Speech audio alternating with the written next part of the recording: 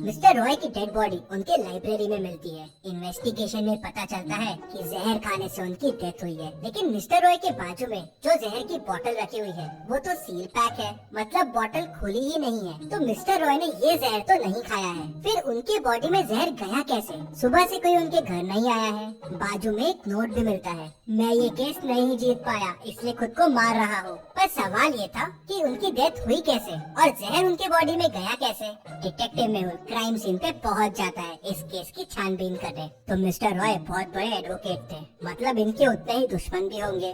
चौंकाने वाली बात ये है कि उनके पास कोई ग्लास भी नहीं है, जहर की बोतल भी सील्ड है। तो जहर अंदर गया कैसे? तभी मेहुल को एक क्लू मिलता है। क्या आप इस सीन को देख के बता सकते हैं मेहुल को क्या क्लू मिला होगा? सोचिए और जल्दी से आपका आंसर कमेंट कर दीजिए, चाहिए तो वीडियो को पॉज कर दीजिए।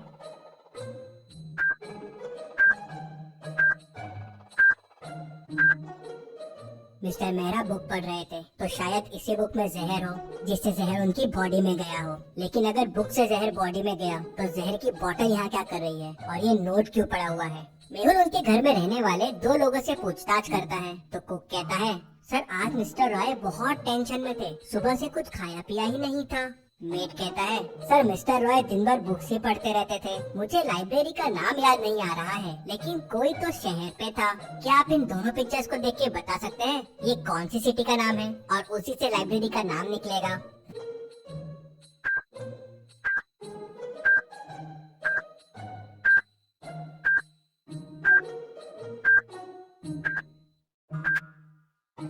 रैट प्लस लैम्प मतलब रतलाम, रतलाम लाइब्रेरी। मेहुल तुरंत रतलाम लाइब्रेरी पहुंच जाता है। मेहुल लाइब्रेरियन से उस बुक के बारे में पूछता है तो लाइब्रेरियन बताता है कि बुक पहले मिस्टर वर्मा लेके गए थे, उन्होंने सुबह लाके वापस रख दिया और फिर शाम को मिस्टर रॉय लेके गए। मिस्टर वर्मा ये कौन है? तो लाइब्रेरियन बताता है कि सर वो भी बहुत बड़े एडवोकेट है। मिस्टर रॉय और मिस्टर वर्मा के बीच में केस भी चल रहा है, काफी सीरियस केस चल रहा है वो। मेहुल तुरंत मिस्टर वर्मा के घर पहुंच जाता है। क्यों मारा तुमने मिस्टर रॉय को? मारा? क्या मिस्टर रॉय की डेथ हो गई? कब? कैसे?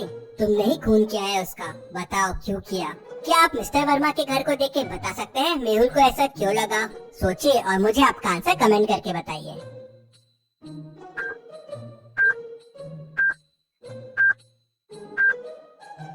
पूरे वॉल पे मिस्टर रॉय के फोटोज हैं और उसपे तुमने इतने सारे डार्ट्स मारे हुए हैं, मतलब वो तुम्हारा दुश्मन होगा। हाँ सर, वो मेरा दुश्मन था। मैं इतना बड़ा वकील हूँ, लेकिन आज तक मैं उससे केस नहीं जीता। मैं उससे 10 केस हार चुका था। वो बेईमानी करके लोगों को पैसे खिला के केस जीत जाता था। कई मासूमों को उसके वजह से सजा हुई है सर, लेकिन ये केस मैं उसे जीतने वाला था। पहली बार मैं उसे हराने वाला था। मैं क्यों मारूंगा उसे? हाँ, शायद तुमने उसे नहीं मारा। मेहुल तुरंत समझ जाता है कि मिस्टर रॉय के पास जहर की बोतल क्यों रखी हुई थी। क्या आप वीडियो को पॉज करके सोच सकते हैं?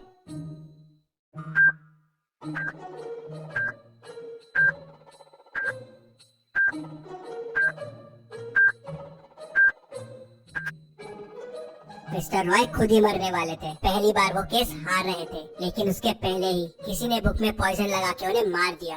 मेहुल वापस लाइब्रेरी जाता है। फिर मेहुल लाइब्रेरियन से पूछता है, क्या कोई इस बुक को सुबह से शाम के बीच में लेके गया था? लाइब्रेरियन सोचता है और कहता है, नहीं सर, मैं तो यहीं था, कोई लेके नहीं गया था। और वो बुक लास्ट रैक पे रखी है जहाँ कोई नहीं जाता है। हाँ, लाइब्रेरी में किसी ने पढ़ा होगा तो बताना मुश्किल है। मेहुल उस रैक के फिंगरप्रिंट चेक करता है तो उसे बस 3 फिंगरप्रिंट्स मिलते हैं। क्या आप इन फिंगरप्रिंट्स को देख के बता सकते हैं ये फिंगरप्रिंट्स किसके हैं?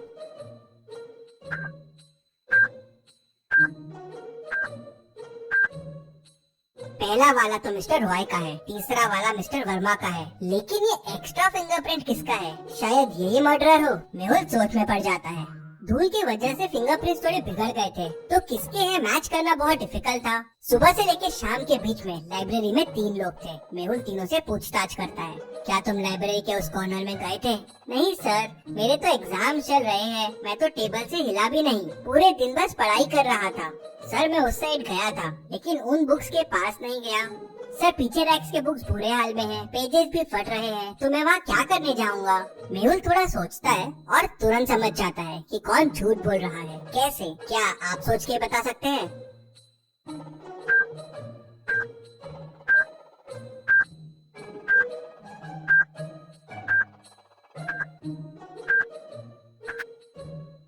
जब तीसरा आदमी वहाँ गया ही नहीं तो उसे कैसे पता है कि बुक्स वहाँ फटे हुए हैं?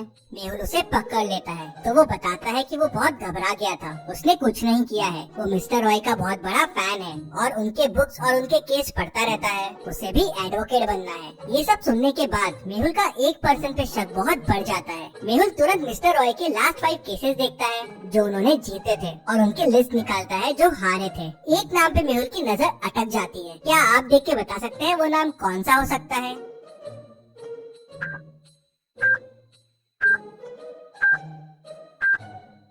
वो नाम है रोहन शर्मा। ये नाम तो पहचाना सा लग रहा है। लाइब्रेरियन का नाम रतन शर्मा है और इसका रोहन शर्मा। कहीं ये दोनों रिलेटेड तो नहीं? क्योंकि बुक लाइब्रेरी में कब आई और कब गई ये बस लाइब्रेरियन को पता था। मेहुल तुरंत लाइब्रेरियन के घर पहुंच जाता है तो देखता है कि उसके भाई की डेथ हो गई है। रोहन शर्मा की फोटो लटकी रहती है और उस पे हार होता है। पता चलता है कि उसने सुसाइड कर लिया था क्योंकि वो केस हार गया था। मेहुल को समझते देर नहीं लगती कि ये बदला लेने के लिए ही शायद उसने मिस्टर रॉय का खून किया होगा। मेहुल रूम की चीजों को देखता है तो उसे एक और मर्डर का शक होता है। क्या आप रूम को देख के बता सकते हैं कि वो क्या चीज है?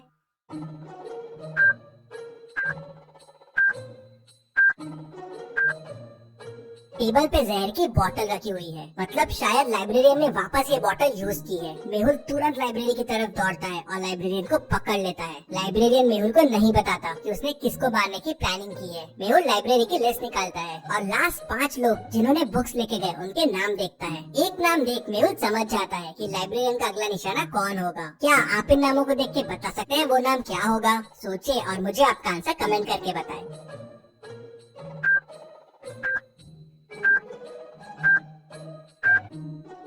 और वो है mister Verma. Mister Roy case जीत गए थे और मिस्टर वर्मा केस हार गए थे तो लाइब्रेरियन उसे भी मारना चाहता था क्योंकि उसके वजह से उसका भाई मर गया था। मेहुल तुरंत मिस्टर वर्मा के घर पहुंच जाता है और उन्हें बुक पढ़ने से रोक लेता है। मिस्टर वर्मा बच जाते हैं। मेहुल केस सॉल्व कर लेता है। Detective Mehul rocks. इसी बात पे जल्दी से वीडियो को लाइक कर दीजिए। चलिए अगली पहेली देखते हैं। लोकेश का उसके रूम में मर्डर हो जाता है। मर्डर करीब 4 बजे हुआ है। उसकी वाइफ डिटेक्टिव मेहुल को तुरंत फोन करके बुला लेती है।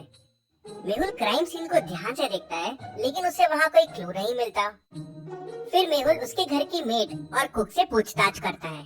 मेड कहती है मैं तो करीब 3:30 को सर के रूम में चाय देने गई थी, उसके बाद मैं सर के रूम में नहीं गई। कुक कहती है सर मैं तो लोकेश सर के रूम में कभी नहीं जाती हूँ, मैं तो डिनर की तैयारी कर रही थी, यही किचन में थी। फिर वाइफ कहती है मैं करीब 3:45 को लोकेश के रूम में गई थी, वो स्टडी में था और चाय पी रहा था। मैं करीब 3:50 को रूम से बाहर आ गई और फिर सीधा मेरे रूम में चले गई। मेहुल तीनों की बातें सुनता है और तुरंत समझ जाता है कि खूनी कौन है। कैसे? क्या आप सोच के बता सकते हैं खूनी कौन है? सोचिए और मुझे आपका आंसर कमेंट में बताइए।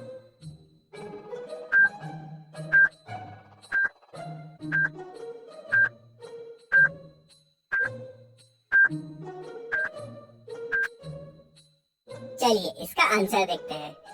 वाइफ जब रूम से बाहर आई थी तो करीब 3:50 हुए थे और चाय का कप रूम में ही था। लेकिन जब मर्डर हुआ तो चाय का कप रूम में नहीं था। कप रूम से सिर्फ मेड उठा सकती है और वो कप डाइनिंग पे रखा हुआ है, ठीक मेड के पीछे। मतलब मेड जब कप लेने वापस गई होगी करीब 4 बजे, तब उसने लोकेश का खून किया होगा। मेहुल उसे पकड़ लेता है। चलिए अगली पहेली देखते हैं। मेहुल एक गुफा में फंस जाता है। गुफा से बाहर निकलने के लिए मेहुल को 4 दरवाजे दिखते हैं। पहले दरवाजे के पीछे आग है। अगर मेहुल ने यहाँ से जाने की कोशिश की तो वो जल जाएगा। दूसरे दरवाजे के पीछे पानी है जिसमें खूंखार और बड़े क्रोकोडाइल्स है। मेहुल ने अगर यहाँ से जाने की कोशिश की तो क्रोकोडाइल्स उसे कच्चा चबा जाएंगे। तीसरे दरवाजे के पीछे जहरीले स्नेक्स है जिनके जहर से कोई नहीं बच सकता। चौथे दरवाजे के पीछे एक ब्रिज है लेकिन वो टूट रहा है। वो अब 1 ग्राम से ज्यादा भी वेट नहीं सह पाएगा। तो अब आप सोचिए और मुझे बताइए मेहुल को कौन सा दरवाजा चुनना चाहिए। सोचिए और मुझे आपका आंसर कमेंट करके बताइए।